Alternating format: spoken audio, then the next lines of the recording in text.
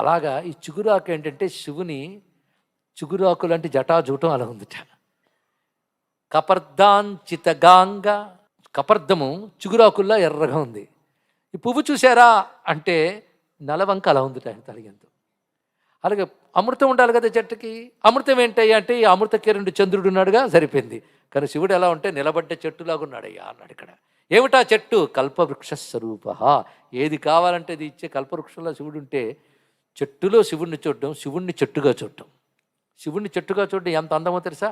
చూడండి, చెట్టు ఇలా రా రా రా రా అని పిలిచి నీకు పండిస్తుందా? నువ్వు పాపాత్ముడువా అయితే పో నీకు ఇవ్వనంటుందా? ఎవడు ఆశ్రయిస్తాడో వాడికి అది ఇస్తుంది ఇక్కడ.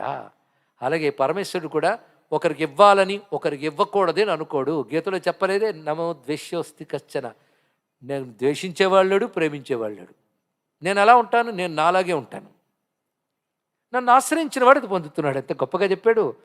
ఆ తత్వాన్ని వృక్షంతో కాక దేంతో పోలిస్తామండి? అందుకే వేదం మరొక చోట వృక్ష ఇవ స్తబ్దో దివితిష్టత్యేకః అని చెప్పింది ఇక్కడ. దాన్ని దీనికి అన్వయించుకోవాలి అప్పుడు, ఎందుకంటే వేదంలో భాగమైనప్పుడు వేదాన్ని ఇతర భాగాల నుంచి తెచ్చుకోవాలి కదా. కానీ శివుడు వృక్షంలా ఉన్నాడంటే వృక్షాల్లో శివుడిని చూడు అని చెప్పడం ఒకటి. ఈ ఒక్క మాట తెలుసుకుంటే, వృక్షాలని శివుడిలా చూస్తే ఎక్కడ పెడితే నరికేయంగా. వృక్షో రక్షిత రక్షిత అని బోర్డు పెట్టంగా. ఏది చెట్టుని నరికేసి బోర్డు పెట్టేట్టు ఒక ఆయన.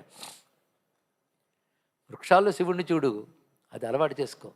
అందుకే వృక్షాలను కూడా ఈశ్వర కైంకర్యంలో భాగంగా చేస్తాం. వృక్షాన్ని ఈశ్వరుడిగా చూస్తాం. బిల్వదళాలు తీసుకుని శివుడికి పూజ చేస్తాం. బిల్వ వృక్షమే శివుడిని ఆరాధన చేస్తాం. అలాగే అశ్వత్థం